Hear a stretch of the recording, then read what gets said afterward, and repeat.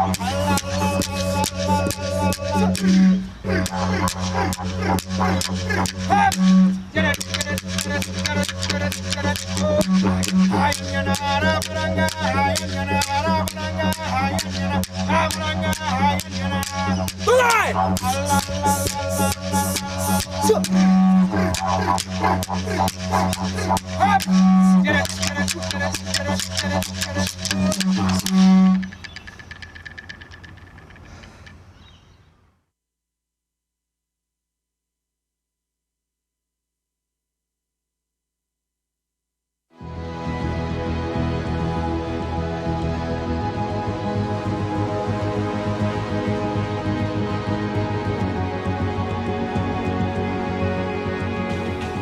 don't want to do any of the remembering today.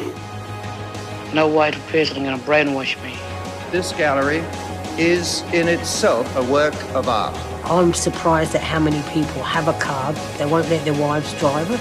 I sort of realised there aren't any people of colour in those departments.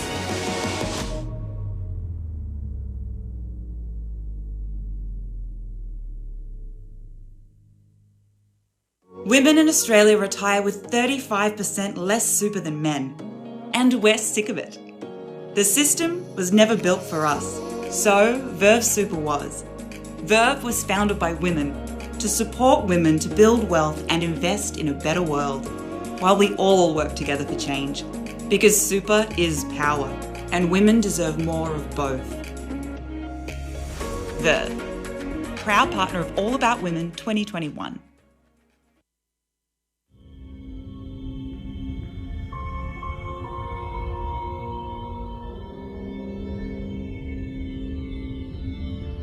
Warami, Walama Bamai, Jubagali, Nora Gadigal Mujin, Gurgawiri Galgala Gui, Yaguna, Bariala, Banga Bujari Gunyalung Yalung. The Sydney Opera House acknowledges the lands of the Gadigal, and we welcome you to Jubagali, now known as Bennelong Point. The Sydney Opera House honours our First Nations by fostering a shared sense of belonging for all Australians.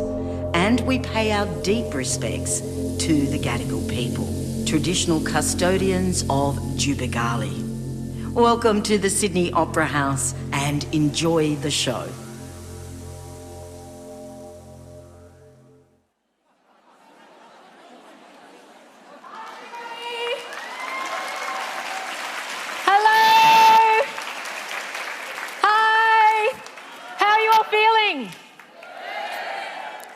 Go one more time, a bit louder then.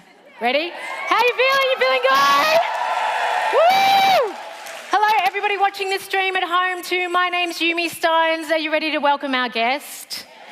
I know she needs no introduction, but I'll give her one anyway. Caitlin Moran's 2011 feminist memoir, How to Be a Woman, covered masturbation, abusive relationships and abortion. 10 years later, Caitlin is 45 and Feminism is now sold at the supermarket. And the British columnist is turning her eye to the exasperations of middle age. Parenthood, botox, saggy bits, the gendered and invisible labour that occurs behind the closed door of home in her book, More Than a Woman. Please welcome to the Sydney Opera House's All About Women Festival, Caitlin Moran! Yay!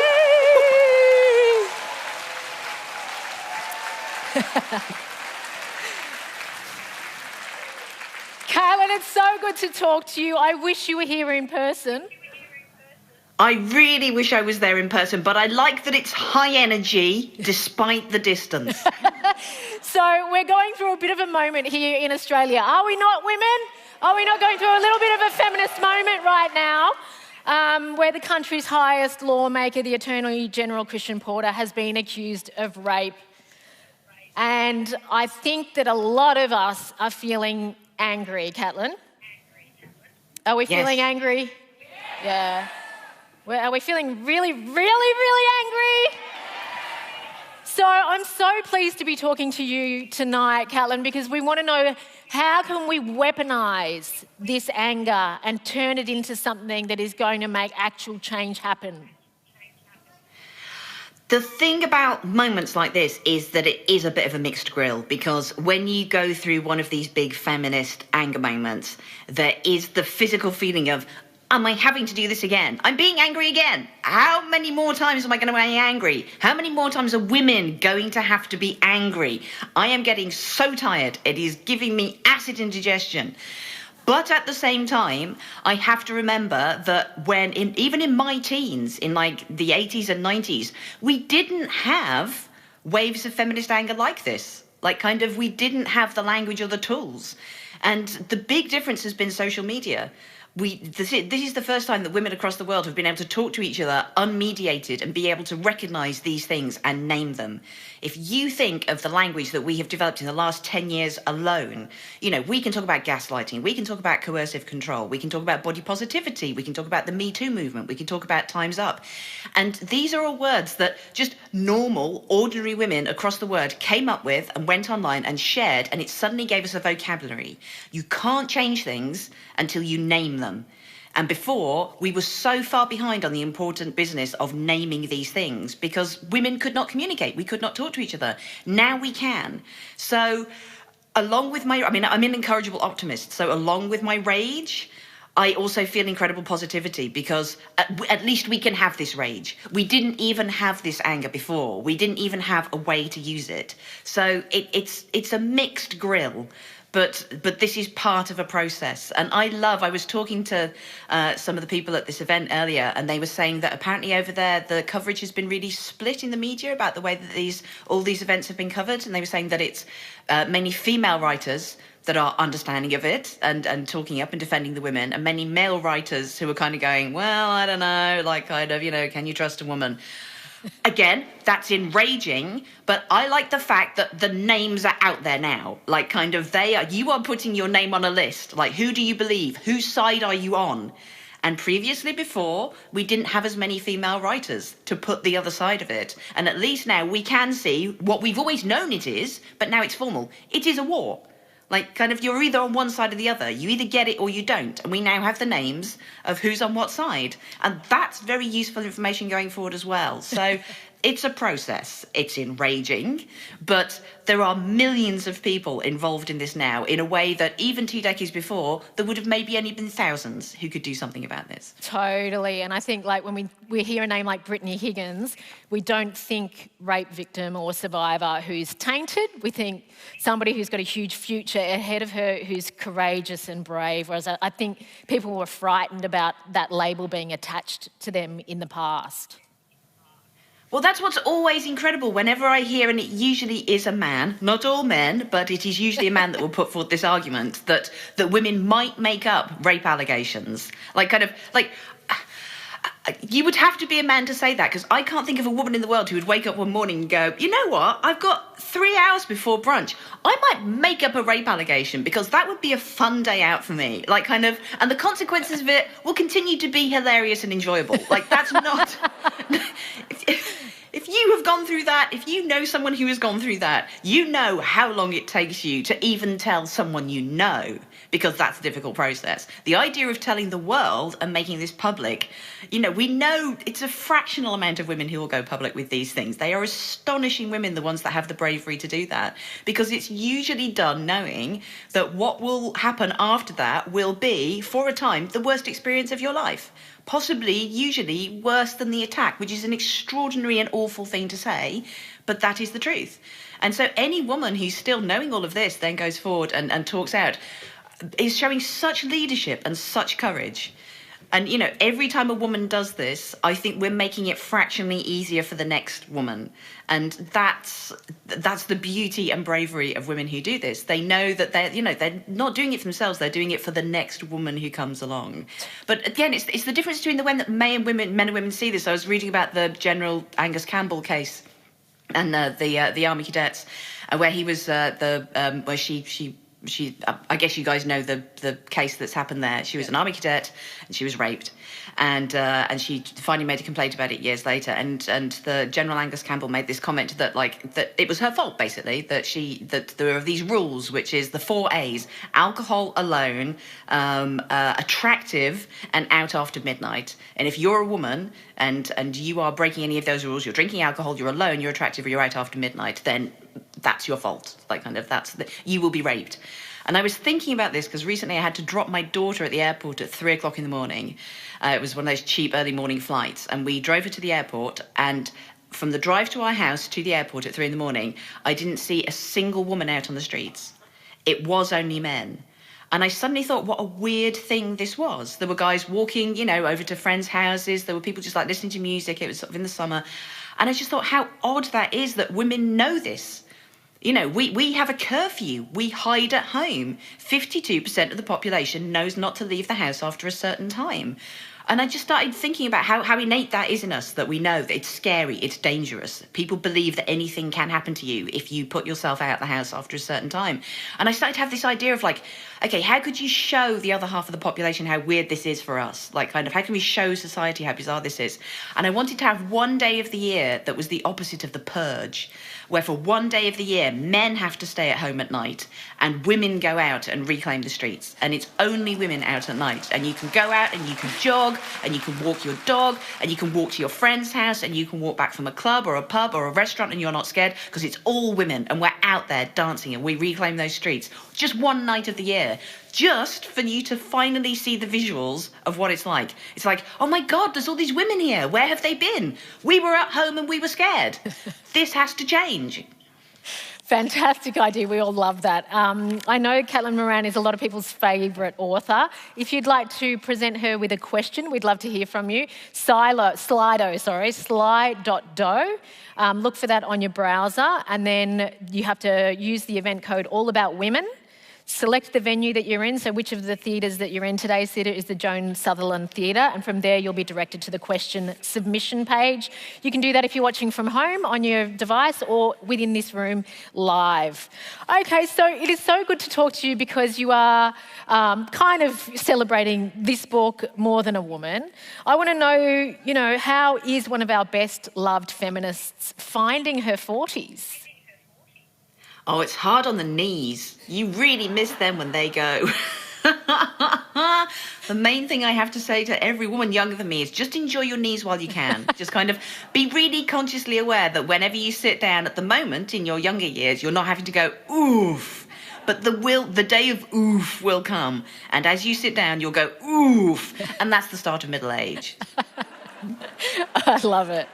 Now, I know you can't see the audience that well, but there are a lot of women here today. Thank you for coming along. I want to know about being a white feminist. How can you be a better ally to brown, black and Indigenous women? This is a complex issue. It's often presented as a complex issue. And I just think, for my part, it is you have to listen. You have to never presume that you are speaking for other people, and you have to use your platform to spread other people's words and to platform their works. And it's not something that I was as aware of 10 or 20 years ago. We didn't have those conversations. And that's one of the other amazing things about social media. I grew up in a mainly white area with mainly white friends, and going into the media, it's a mainly white industry. And so that was the world that I lived in until I went online. And suddenly you have this ability to connect with these people all over the world. And you have people asking you questions going, well, what's on your bookshelf? What do you read? And suddenly you look at your bookshelf and go, oh God, yeah, I just read the classic white writers. I need to go out and find some other voices. What TV shows do you watch? Oh God, yeah, I'd sit here going, I'm a good liberal, but yeah, most of the stuff that I watch, mainly because most of the stuff back then was made by white people, but you just suddenly, it's being asked that question, and sometimes it's uncomfortable, but just going, yeah, if you want to be a good liberal person, you actually have to make sure, am I being a good liberal person? Am I doing the work? Have I got enough voices in my life? Am I questioning myself? So it's been a process, and one that I've really enjoyed. But I make a very conscious effort now that when I'm using my platform, particularly on Twitter, I've got a lot of followers, that I am making sure that I can retweet and replatform as many voices as possible. And it's, you know, it makes your life more fascinating. You know, I think we often think that being sort of liberal and right on is kind of like a luxury or a duty. It's a joy. Like, you know, it will make your life bigger and better. The more people you have in it and the more ideas, the better it is. So it's not something to tick off in a kind of, I've been a good person way, or I must do this. It's like, no, run into the joy, run into a bigger world. I see how a lot of us have evolved, like you say, in the last 10 to 20 years. And sometimes we can look back and cringe a bit at how unwoke or foolish or closed-minded we were, but we haven't all published books full of our own opinions the way that you have, Caitlin. Are you okay with your body of work, or are there some things where you're like, oh God, I think I need to like rewrite that or rethink that opinion? Oh God, I mean, did this happen? If you're not doing that all the way through your life, then you're doing something wrong. Like kind of, I think we do tend to have this opinion that you're born as you are and that's who you are. And sometimes, you know, if you say that you're changing, people are like, oh, well, that's a fancy and weird thing. Like kind of you're supposed to stay as you are. And it's not. Like kind of like if you're not changing all the time and learning and trying to be a better person, you're doing it completely wrong. So, yeah, no, I mean, it's a constant learning. But it's also with all the whole Britney Spears documentary at the moment, it's the thing that it's often hardest to realise if you are constantly putting work out there. It's hard to remember what the climate was like at the time. And with all this talk around the Britney Spears documentary at the moment, it reminded me when I wrote How to Be a Woman in 2011, it was such a toxic atmosphere for women. I was aware of it at the time, but it's with that distance that you kind of have perspective on how much things have changed. But it was like a killing field for women out there. Like kind of women were being torn apart. The tone was constantly hectoring and negative and hateful to women across the board. And I remember when I wrote How to Be a Woman, my primary objective was to write something that was kind to women, that everything about women was just like, do this, do that, sort your minge out, buy this handbag, get this money, do this sex, be much thinner, kind of, you know, be successful and popular. And I just wanted to write a book that put my arm around women and just went, God, this is stressful and weird. Like, kind of like, we are human beings. Like, kind of, I'm on your side, mate. Like, let's try and make things better. And you realise now as we sort of watch these documentaries about Britney Spears and talking about it then, that's that big gasp moment, like, wow, okay, that's the big change that's happened in the last 10 or 20 years. You know, we are kinder to women now. Women can support each other. We talk to and about women in a different tone in the way that we did 10 or 20 years ago. Did you see, Caitlin, how Sarah Silverman apologised to Paris Hilton just in the last 24 hours? Yes, I saw that, yeah. Oh, I don't know if I saw the Paris Hilton one. I saw the Britney Spears one where Britney had called her kids the most adorable mistake you'll ever see at the MTV Awards. And she was like, I'm sorry. But I thought about that. But, you know, she was right to apologise. If you do something wrong, you should always apologise. But it's always worth remembering.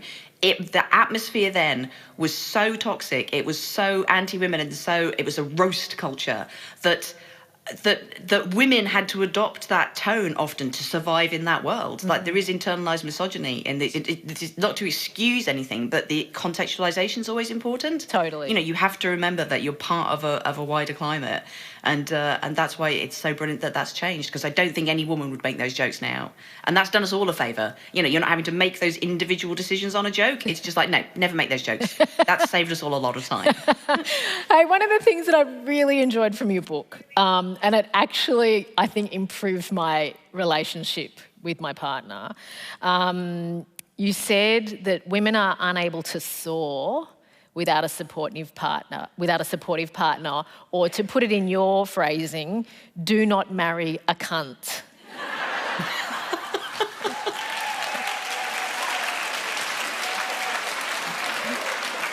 Because I wouldn't be sitting here if my husband were not supporting me and, you know, and just being so cool with our kids. Can you elaborate on what you meant by that? Yeah, well, let's face the basic maths. As you said, you wouldn't be on that stage tonight if you did not have someone who was going at least 50-50 with the childcare. And I suspect you'd be in an empty auditorium because presumably every woman who's there who has kids has also got someone who went, you know what, I'm a good guy. I'll have the kids tonight. You go and have some fun. And that's the simple, awful maths of it. Like, And it's not something we talk about enough when, you know, when women are younger. Like, the partner that you pick will dictate the future of your life and your career. Like, you know, it's a horrible fact. Don't marry your glass ceiling. Like, the ability, if you want to have children, your ability to work will be absolutely predicated on how much of a not dick your partner is. Even if you get a great guy who does 48% of the childcare and housework. And, like, you know, most women would be like, hey, you know, don't twist on 48%. That's good. That's better than a lot of guys. But that's still an extra 2% that you've got to do. An extra 2% of childcare, an extra 2% of housework. And all that we have in our lives is our time.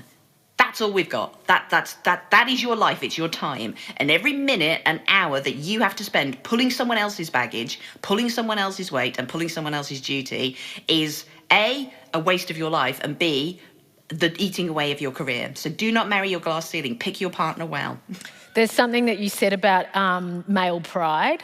You know, when babies come, oh, it's my male pride. I want to be able to take care of the family, so they continue to work while the woman takes care of the babies. The day that I realised this, I just jumped up and down. I was so angry but so happy I'd finally worked out this sentence. This is so often used as an excuse for so many male behaviours. Just kind of like, no, I've just got male pride. Like, I would not like it if I was not the main breadwinner. Like, looking after the kids, like, I've just got male pride. There's no such thing as male pride, right? It's just you don't want to be poor. You know, you want money. You want to have the money. You don't want the woman to have the money. You don't want to look after kids. It's boring. Like, it's not pride. It's just either boredom or fear of being poor. We've got exactly the same thing.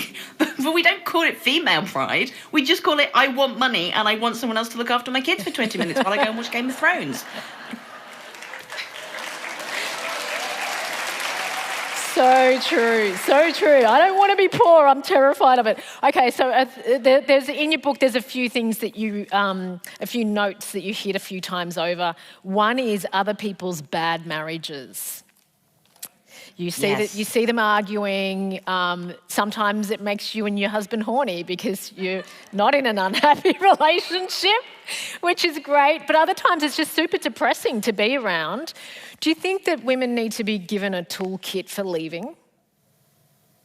Yes, and unfortunately, because we don't have that at the moment, it's still in society in the way that we do it. It's a friend repeatedly going up to them, going, "This isn't working for you, mate. You've got to go," and knowing that when you start that process of talking to your friend, that it's going to take years. It takes so long. And one of the things that I've realised over the years watching so many friends' relationships and marriages fail is that they don't leave when they're angry. They don't leave when they're in love with someone else. They don't leave when they've like rationalised it all and gone through all the facts and figures. You finally leave a failing relationship when you're tired, when you just can't do this anymore. When you wake up that morning, you're like, I cannot do this anymore. So in all those years where women are being angry and you're having the drinks and she's going, yeah, fuck him, this is over, rah, rah, rah, rah, rah. I've learned that that's not when they're going to leave him. It's the final of the day when they ring up at like 7 a.m. and just in a completely different voice go, I'm so tired. I just can't do this anymore. And so it's knowing that you're in for the long haul. You've got to wait for that day where they're just tired and they've been worn down. But yeah, it's a big thing. Like, kind of like this is the business of middle age. I realise the kind of the luxury, if you will, that you have when you're younger is that most of the problems that you have are your problems. They're to do with you. They're to do with your identity. They're to do with your sexuality. They're to do with you working out who you are. Like, you know, you're a hot mess and like you've got to figure all this stuff out. In your middle age, suddenly all your problems are other people's problems. Like, you know, it's your children and your teenage children and how they're dealing with stuff. It is your aging parents that you are caring for. You're stuck between your children and your parents. It's your friends' failing marriages. And suddenly, being a middle-aged woman is you are the fifth emergency service. You are the one that is going around looking after everybody because care work, looking after people who are in trouble, is still seen as a woman's job. And we put no monetary value on it. And it is absolutely presumed that middle-aged women will hold society together with their bare hands for absolutely no pay at all. And that is why we are so tired. That is why the middle age is the year of tiredness. And lucky we're so strong as well at the same time. Yes. So middle age... We have to be, yeah. According to you, it's like having a 5-page to-do list that never, ever gets any shorter. Yeah, well, I mean, I said 5 in the book just not to depress people. It's more than 5 pages. I mean, every woman in the audience when I said 5-page to-do list was like, 5? What have you left off? Mine's 10. But this is part of it. It's the kind of apogee of being a woman, because I remember being aware at a very young age that to be a woman at any age is to feel like you are a to-do list. I remember having a very conscious feeling when I was very young that I would have to do a lot of things on this to-do list before my proper life would start. I can remember being 18 thinking, okay, I will have to lose weight. I will have to get the good hair. I would have to have the right job. I would have to get the capsule wardrobe. I would have to learn how to talk in a sophisticated way. There was all this list of things that I felt that I would have to do before I was finally properly me and my actual life would start. I just presumed this was some kind of weird warm-up rehearsal stage. And one of the big revelations is, suddenly you get to middle age and you are still thinking that. You are still thinking my proper life will start at some point. This isn't it, is it? Surely this isn't it. And one of the big moments in your life is going, no, this is it. Shit. And half of it's gone. I need to wake up and start thinking, this is me.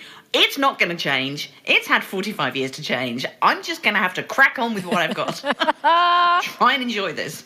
It's so true. And so what's that about? Is it about self-acceptance? I think a lot of it is just to do with, you cannot be what you cannot see. And, although sort of representation of women is changing so rapidly, first in pop, because that's the fastest to change, the diversity of women that we see, the different body shapes, just someone like Lizzo. Had I grown up in a world where as a teenage girl I could see Lizzo, a big woman coming out on stage in a leotard, being absolutely fabulous and radiating love, my life would have been completely different. But I didn't. I just had Kylie Minogue and Margaret Thatcher. That was all the women there were in my life. So... And trying to work out who you are between those two women, be difficult. So it's about so you cannot be what you cannot see. So if you don't see anyone like you on TV or in films or in books, and you don't see any stories like yours, then you just presume that at some point you'll have to turn into one of those people on TV. Every woman I know who was of a generation where you watched Sex and the City or grew up with the Spice Girls was like, which Spice Girl are you? Which girl in Sex and the City are you?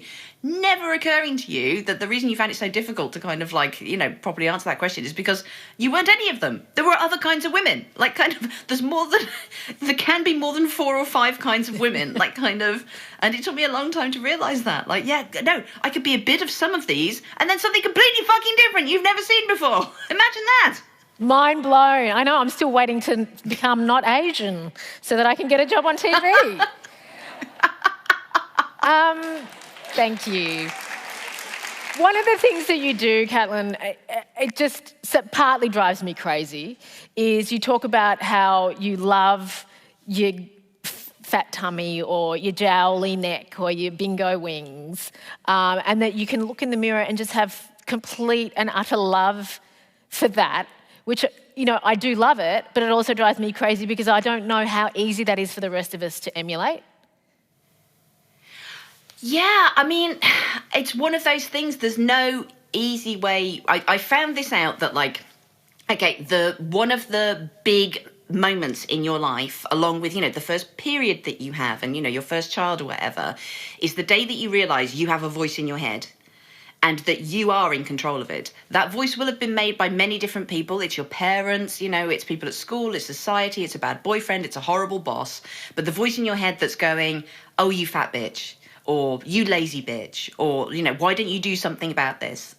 That's in your head. And you have to take control of it and change it. And I only realised that I had an incredibly negative voice in my head after I gave birth to my second daughter and had nearly died, and just lay there looking at my legs in bed, and for the first time went, I like good old legs. Hi, there you are. You're good. Thank you for not falling off during that agonising birth. Then touching my belly and go, you're still there as well. God, we really got out of this together. We're the gang. Thank you for that. And just had 10 minutes. It was just 10 minutes. Just 10 minutes of just being grateful for my body. And just because I'd experienced it for the first time ever in my life at that point, I was like, oh, okay, so it can change. I could think so. It's not normal to be constantly hating your body. Because my absolute plan when I was 14 was to be involved in a car crash where I nearly died And the NHS would rebuild my body, but 3 stone smaller with a completely flat stomach and no cellulite. Like that was my big, I can't tell you how much that was my big plan. Like that was the only way that my life could continue and be better. I would have to be rebuilt, but thin after a massive car crash. Thankfully, that didn't happen, and I had to learn another way to get used to my body and then like it, which was to learn to control the voice in my head. So you have to start telling yourself to be kind to yourself. And it's the hardest thing in the world. You can't build that voice overnight from scratch being kind to you. So I would pretend that I had Oprah Winfrey in my head. And I was like, if at the end of a long day when I'm tired, my old voice would be like, yeah, but you still got work to do, so just crack on with it, you lazy bitch. Whereas Oprah would go, girl, you have had a long day, you deserve to go to bed, you can watch some TV now, well done you. And that was the modulation. That was the only female-friendly voice that I could think of. And so I just installed Oprah in my head, and she started to teach me to just be kind to myself. Fantastic. But it's a life's work. Yeah. There's no overnight fix. Yeah, you have a near-death experience during birth, and then for 10 minutes you hear this voice, and then you exercise that muscle, you flex your inner Oprah, and you get better at hearing her. Yes, yeah. Do it, try it. Just try having Oprah in your head for 10 minutes, see what happens. Now, you've said a few times already today, you can't be what you can't see. An idea that you return to is that a lot of what we do as women occurs inside the home, behind closed doors, where there are no witnesses, and importantly, it's private. It's sort of like in that private space where there aren't meant to be witnesses. And it's in that space that it can be very maddening, it can be very lonely, and it can be very relentless without witnesses to our labour, to our sweat, to our love, to all of those things. So what is the message of your book about that space? Should we be giving up some of that territory? Should we be opening it up more? It needs to have light shone in it. So one of the reasons why I wrote this book was when I wrote How to Be a Woman, when I would do my live events, I would have signings afterwards, and they would go on for 4 or 5 hours, and I would meet hundreds, thousands of women and young girls. And at the beginning, in the first couple of years after that book came out, a very large majority of them were very troubled young women. We would get, the girls who were scarred, girls with eating disorders, girls who were big from overeating, and so many would cry. And we would talk and we would hug and we would, those were the girls, and I wanted to meet them. And then over time, things changed. And in the last couple of years when I've done my book tours, it's been older women, it's been middle-aged women who, there's no crying, there's no kind of hugging and stuff. They stand in the queue, and when they finally come up to meet me and I'm like, let's get a picture taken, give me a hug, they're like, oh no, don't take my picture, no, look, I'm too ugly, I'm too old, and or, oh no, I'm too fat, hang on, I'm just going to pull my stomach in, or, God, I'm too tall, I'm a giant, hang on, I'm going to crouch. And I'll go, no, stop all of that, let's get the picture taken, I love you, tell me about your life. And they would go, no, I'm just really boring, there's nothing to say really. And I would keep talking to them, and then it would turn out that they were, campaigning nurses who had changed healthcare in their area, or they had founded charities, or even the ones that hadn't done anything big. You talked to them about their lives, and it was a constant life of brilliance and service and care. And I was like, how can I make middle-aged women take up their space? They were all trying to be so small and say nothing and be like, don't think about me, don't think about me. And that's because that's the space we give women in those jobs. You're not supposed to talk about the hours of care, the relentlessness of it, the actual day-to-day work that women do in the house. The domestic world is presumed to be boring and not to be discussed, and you close your door and you just crack on with it, and that's it. And there are no stories to tell, and nothing interesting ever happened there, and all the women who are doing it are quite dull. Bollocks to that. Like, the stuff that is happening inside every house is as epic and life and death as any ring quest where the hobbits went to the mountain of Mordor and threw the ring in the crack of doom. Like, women are, day to day, they are making love. They are creating support systems. They are saving lives. They are forming young minds. Like, kind of, this is the work of humanity. And the dramas that happen in a house every day, and the decisions that women have to make, and the speeches they have to give in order to, make a child want to live, or to ease an old person into death, You know, this is extraordinary work. This is huge drama. This is funny and sad and brilliant and massive. And I just wanted to, on behalf of all those women that I met in those queues, just open the door and shine a light into a house and go, stuff's happening here. Millions of women are doing this stuff and they are stars. This work is important and we need to start talking about it.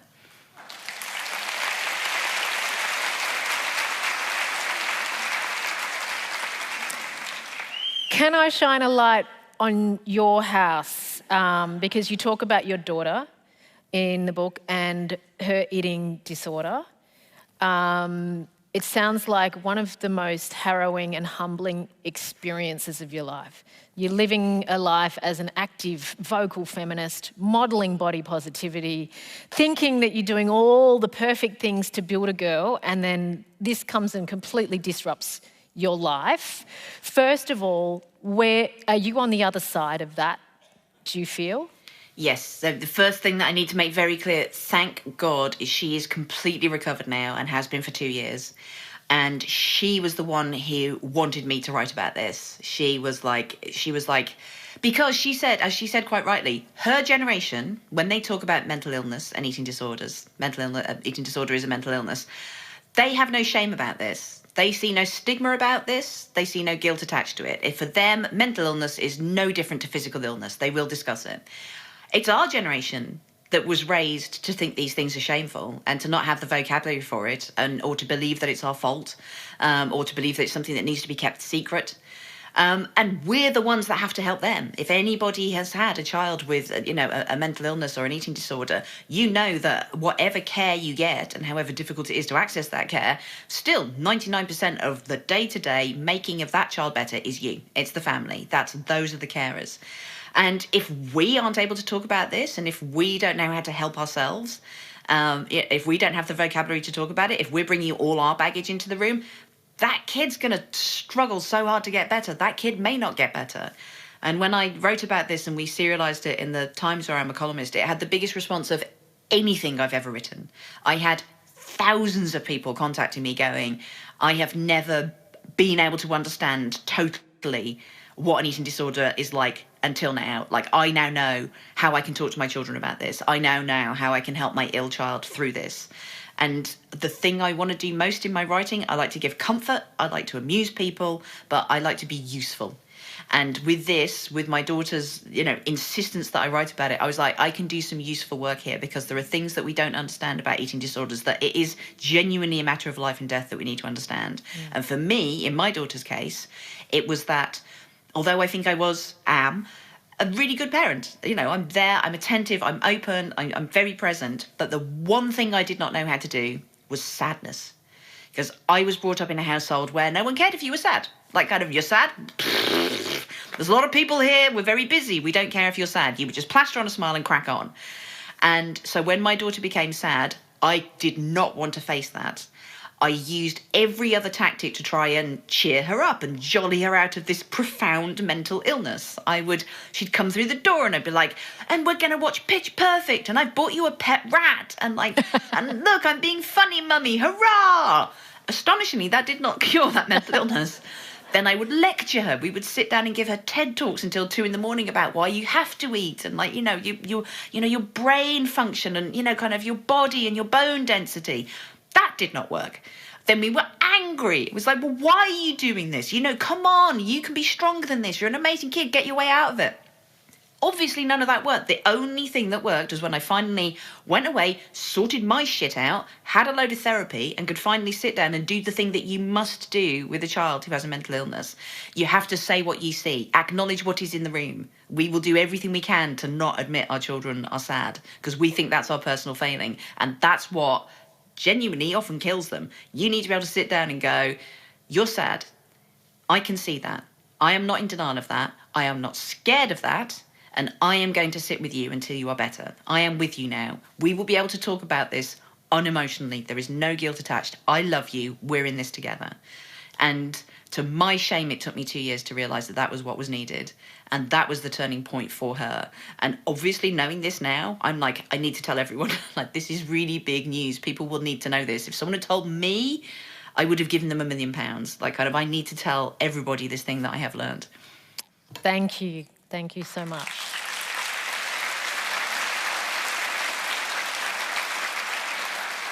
And please thank your daughter for sharing and allowing you to share. It's very meaningful to lots of people. Well, she's so well cured now that it's like 7 a.m. here. She's still up. She's still partying with her sister in the garden. So once I leave here, I can go and find her drinking cider in the garden with her sister and go, hey, Australia says thank you. And she'll be like, Speaking of drinking cider in the kitchen, one of the things that you said, which really I really wanted to ask you about, but maybe off air, was about you sort of getting allergic to alcohol in your middle age, because so much of your early writing is very boozy in that very English way. Are you completely sober now? No, God, no, not completely sober. Okay. But no, but it's just... It was just acknowledging this awful thing. And also, like, so much of the alcohol culture, I think, for women and particularly for sort of like my generation of feminists, it's such an easy token of freedom and kind of fun and kind of I'm in control of my life. Like, you know, it's the same with the cigarette. Like, it's just like, I'm a woman smoking a cigarette and drinking some alcohol. I don't care about the patriarchy and I'm having fun. Hurrah! It's a brilliant shorthand and it's a fun night out. But you know, you just ain't got the enzymes when you get to middle age. Like, the hangovers would start to become apocalyptic. They would roll into day 3 and they would bring with them such towering fear and anxiety, like literally lying on the bed going, am I the devil? Is the devil in me? Have I killed someone last night? Why do I feel so bad? I would literally have to get my husband to go, you were simply a middle-aged woman who drank too much and sang a bit. You're not a murderer. But I would wake up feeling like I might have murdered someone. The guilt was terrible. And apparently it's because as we get older, we do not have, women only though, men still have the enzymes, women do not have the digestive enzymes that allow us to break down alcohol in the way that we used to. So we just become intolerant of alcohol. And all my middle-aged friends suffer from this same terrible problem. We can't drink anymore. We'll just kind of like, we'll have like half a glass of wine and be like, oh no, I just can't take the pain tomorrow. I'm just going to have to stop there. Oh. It's such a sadness. So no knees and no booze. That's what being 45 is like. A thing I loved was an article, I think you wrote it for The Guardian or The Times, about how menopause... Well, having children is like an addiction, like drug addiction, but menopause is basically coming off the drugs. Yes, so from my 90s youth where I took huge amounts of ecstasy, I noticed that when you, the next day, have a come down on ecstasy, you can kind of feel the drug leaving your body. You become kind of heavy and you become sad. And then you become very regretful of what you did the night before. Like, I was hugging strangers and telling them I loved them. Oh, no. And I realised that as I go through the menopause and estrogen leaves my body and I start to come down off estrogen, that it feels exactly the same. I'm feeling sad. I'm wondering. It seems that that the estrogen made me really inhibited. Like, kind of, estrogen's the love drug. Like ecstasy. Estrogen is what makes you endlessly forgiving about your children rather than just turning around going, you are unreasonable. Even though you are a 1-year-old, this screaming at me is unreasonable. You are not a nice human being, are you? Let's face it. The estrogen makes you love them anyway. The estrogen makes you get married. The estrogen makes you the mollifier in work situations. You know, kind of estrogen is the drug that makes women nice and pliant. It's a love drug. We're on ecstasy. When you go through the menopause, all that lovingness and reasonableness goes away. So when you see women going through the menopause, they are finally not high anymore. They are straight. And that is why they get so angry. They're suddenly like, what is all this bullshit? Why is this person talking to me like this? Why is this job so shit? Why is the world so shit? I suddenly see what it's like. I'm so angry. I hate you all. That's what the menopause is. I love it because I was like, I think I'm still high on that drug. I'm still loving and nurturing. I'm still trying to build bridges between enemies, doing all those nurturing female things. That will end, believe me. There is a point where you feel like the last drop of estrogen leaves your body and you're like, I have no more fucks to give. Yeah. Caitlin, feminists make mistakes, and I think sometimes it's feminists who police the boundaries around gender. just like the worst misogynists do. And I guess by that I mean like unknowingly. So my question is it time to allow and encourage men to be more flouncy? Oh, God, yes. I mean, I wrote so much about men and feminism in this book because, like, for the last 10 years, being a feminist, whenever I do an event, people will, at the end of it, the very first question people usually ask is, but what about men? What about boys? And I'll be like, I'm just team tits. Like, my speciality is women. I can't answer any questions about how to bring up boys or how to solve boys' problems. Like, I have specialised in this gender. I don't care about boys. It would be the ultimate irony of feminism if women had to solve all the problems of women and then clock on and solve all the problems of men as well. Like, they need to sort their own fucking shit out. That was very much my position for the first 5 years. But as I've got older, I've started to realise that when we're talking, and we talk about feminism, when we you know, the definition of feminism being the belief in the economic, social, and sexual equality between the sexes, equality goes both ways. Like, what we're generally talking about when we talk about feminism is gender bullshit. Like, kind of, you're a woman, so you're supposed to do this, and this is how we treat you. You're a man, so this is what you're supposed to do, and this is how we treat you. And there is different but equal amounts of bullshit on both sides. As I found out when I went on Twitter about 2 years ago and said, look, I'm always here talking about the problems of women, but lovely men of Twitter, tell me about your problems. And I thought we'd have an afternoon sort of tossing this around, but it went on for weeks. I got thousands of replies. It got picked up as a news story around the world. And the replies ranged from things that were ostensibly quite small, but kind of eventually blew my mind. Like, for instance, men don't get flowers. And the first guy who said that to me, I was like, well, you'll just have to learn to cope with that, because I'm kind of dealing with unequal pay and rape, so you just deal with the flower shit yourself. But as he started talking about it, I was like, yeah, that is weird, because flowers are there out in nature, and like only half of the people are supposed to enjoy them or give them to each other. Like, men, it's sort of what opens out into a bigger thing. Men aren't supposed to like beautiful things. Beautiful things aren't for men. Men would go, you know, when my wife goes to bed, she'll blow out the scented candle because she just presumes I don't like a nice smell, or she'll turn out the fairy lights in the front room and leave me in the dark because pretty things are for girls and boys can't have pretty things. And one guy said I've been retweeting all these answers, and he said, yeah, after I read these, I went and gave my 94-year-old father a bunch of flowers. And he burst into tears and went, that's the first time I've ever been given flowers. That's so lovely. So I started to think, okay, that's a little thing, but that's quite a big thing. Boys can't enjoy beautiful things.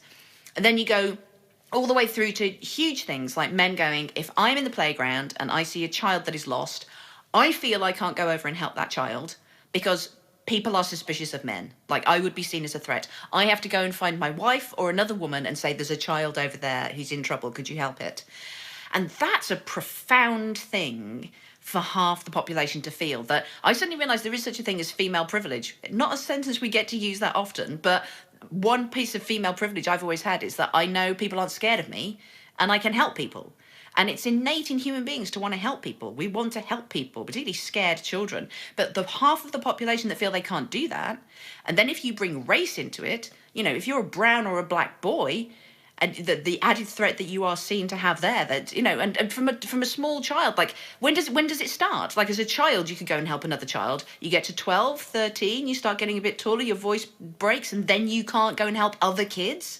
And for half the population to feel like they're a threat, that they're a weapon, that's a really profound wound, I think, for young boys to have and for men to carry with them.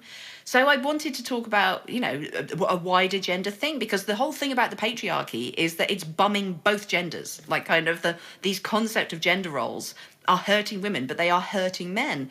And when you see a strident feminist going, men can't be feminists, like, kind of, this is a female-only thing, I'm like, no, that the whole idea about equality is, it's just, all it is an idea. So it's only as powerful as the amount of people who believe in it and can work towards it. And if you're automatically saying half the population can't be a feminist, feminism will never be a global idea. That will never be accepted. It will never change the world. You can't hide all the great ideas in one place. You have to share them. If you really believe in feminism, you want everyone to be a feminist.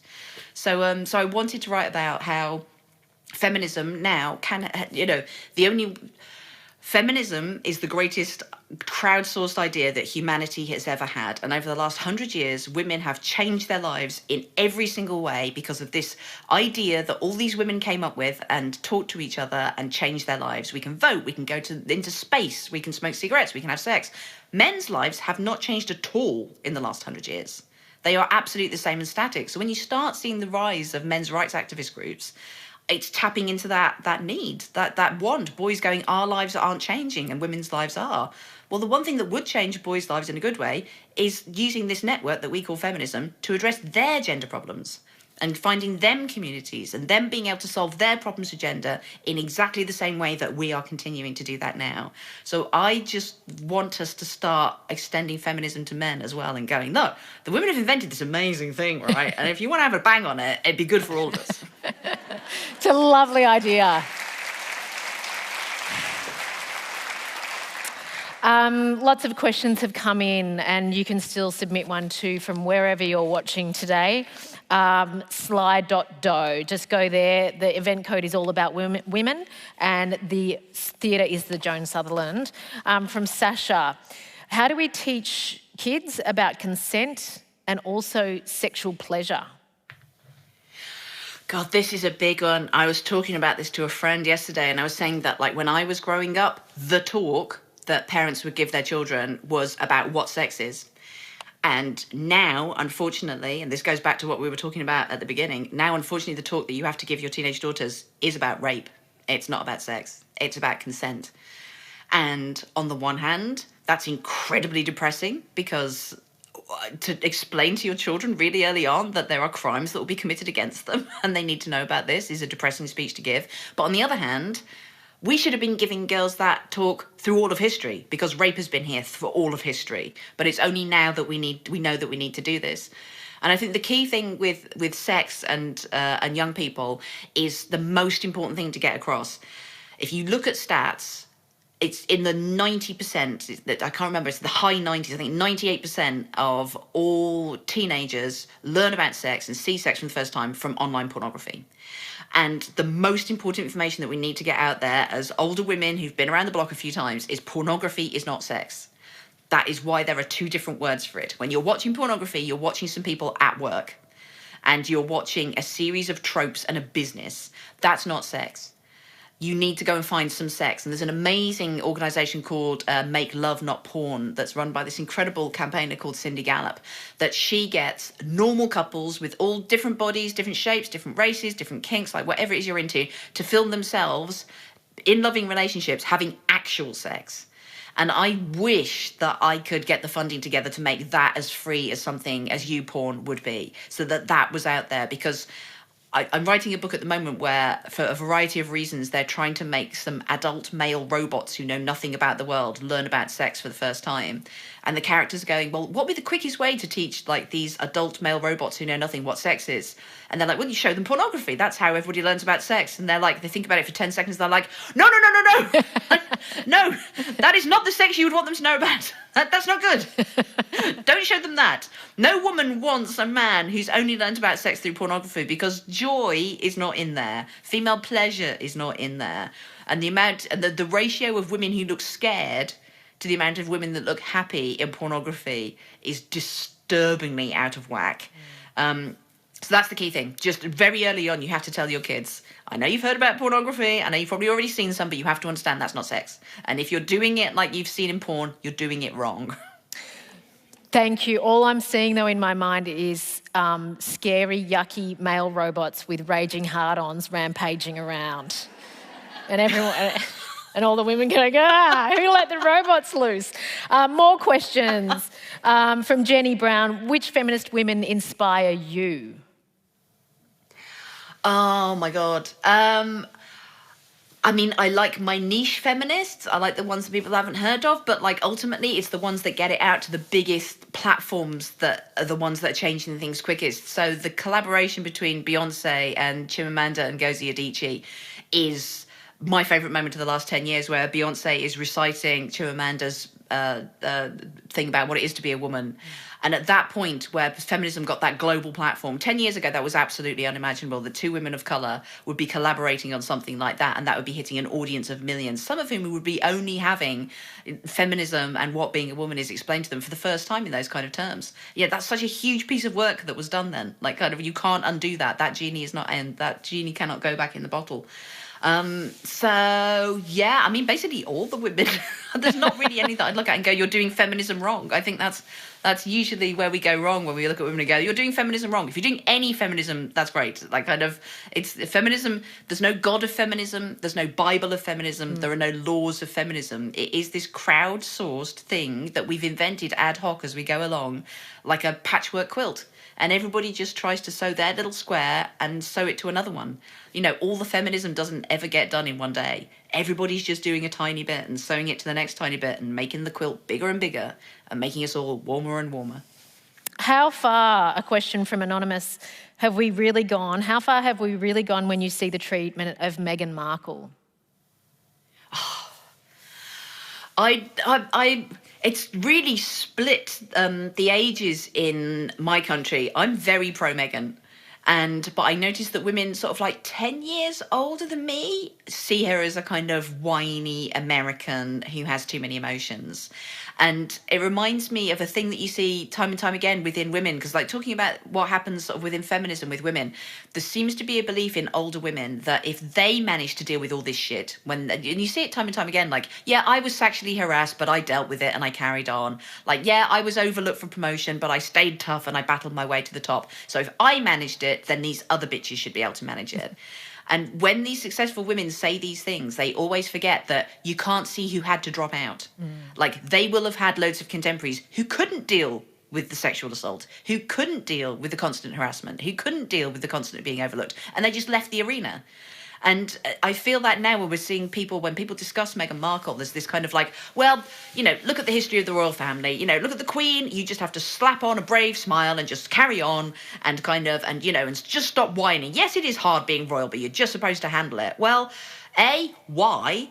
Like, just because something's been shit forever doesn't mean it should continue being shit forever. I'm sorry to be really basic, but that's, you know, that's a fact of life. And secondly, she's married to a boy whose mum died because of this. Like, there's a very strong correlation between being a woman who marries into this family, who is in the centre of media attention, your life going very bad, and then you possibly dying. So I understand why they're scared. I understand why they wanted to run away.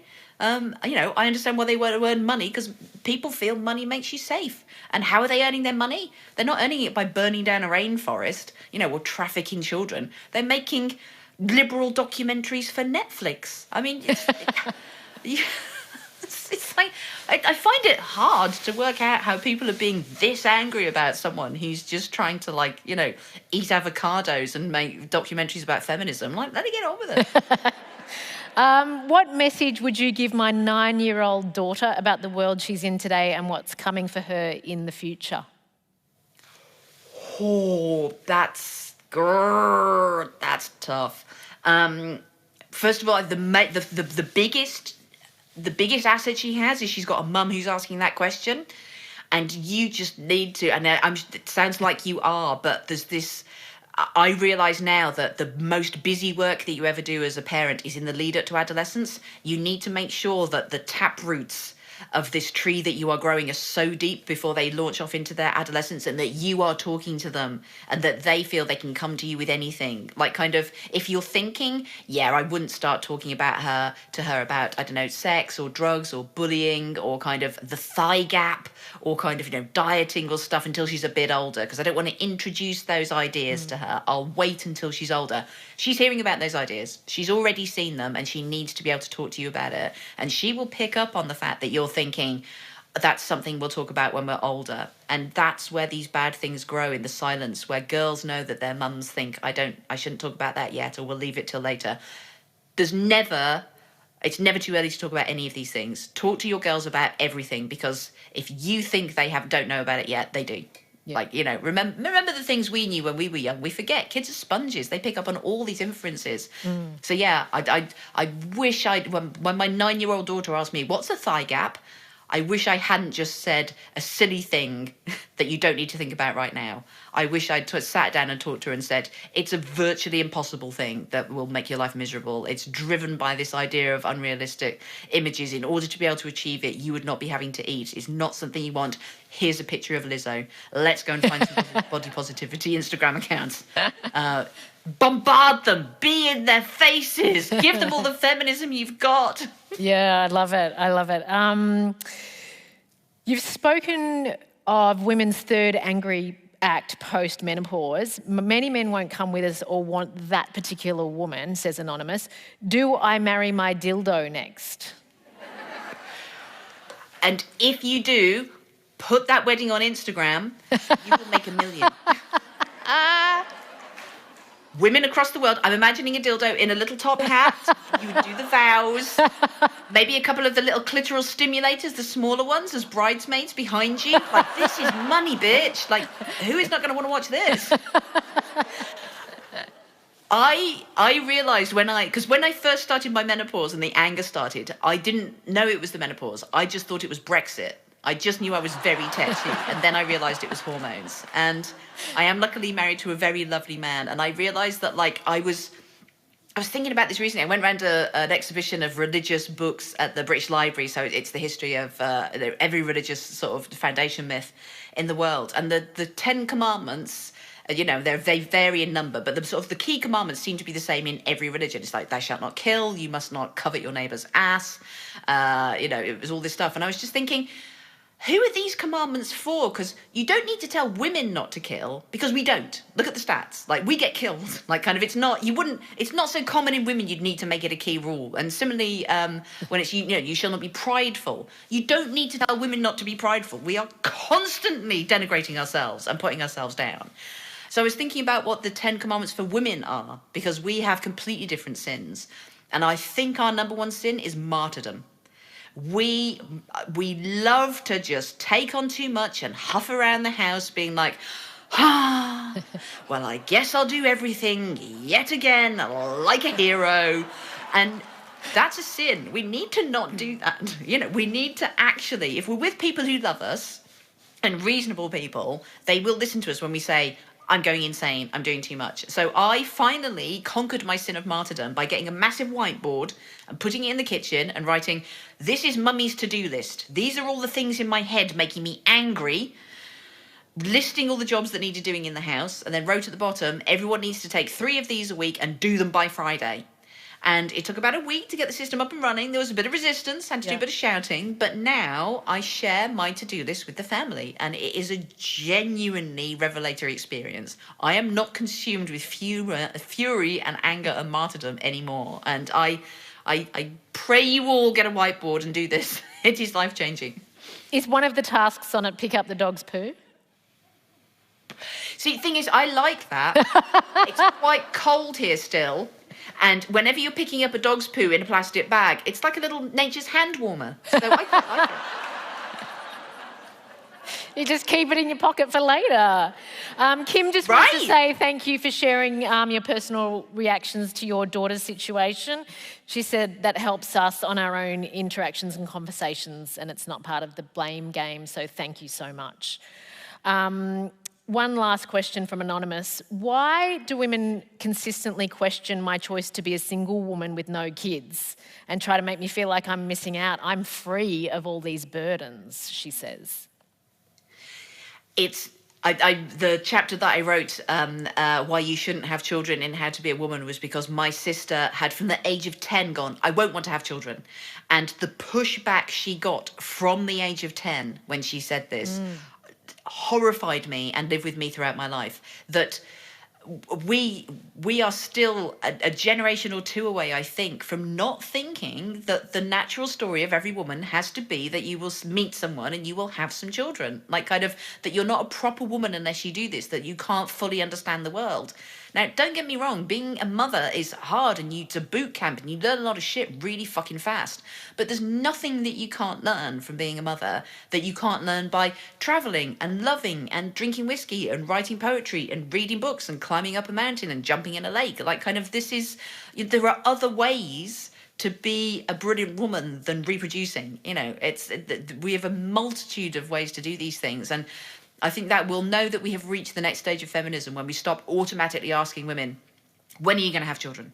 When are you going to have children? When are you going to fit this into your life? When are you going to have children? Because whenever I hear people saying that to women, I'm always hearing them saying, when are you going to have children and fuck off?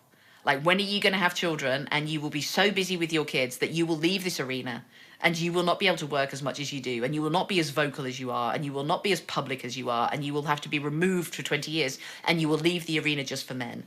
It feels like a way of saying to women, you're not enough and you need to go away, and it needs to stop. It's a really good way of framing it. And on that note, I just want to invite our audience who's live here tonight. I know there's a lot of people watching on their devices elsewhere that aren't in this theatre. But one of the things that Caitlin really wants to encourage is people to use their voices, to women especially, take up space. So could I invite you to stand up, please, everybody who's here? And using your voices and your hands, could you please thank Caitlin Moran for an amazing night? Woo!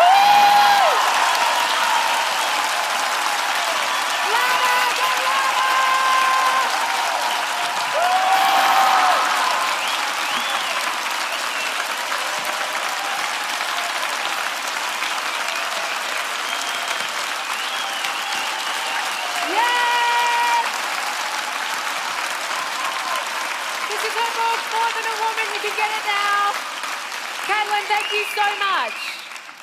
Thank you so much. I can't believe I just flashed my sports bra at Sydney Opera House, but it was the only reaction I could think of. Yumi, thank you so much. You are a goddess. Thank you. I hope I get to meet you in person soon. Me too. Thanks, Caitlin. See you later. Thank you, everybody. Thanks All About Women Festival. Thank you.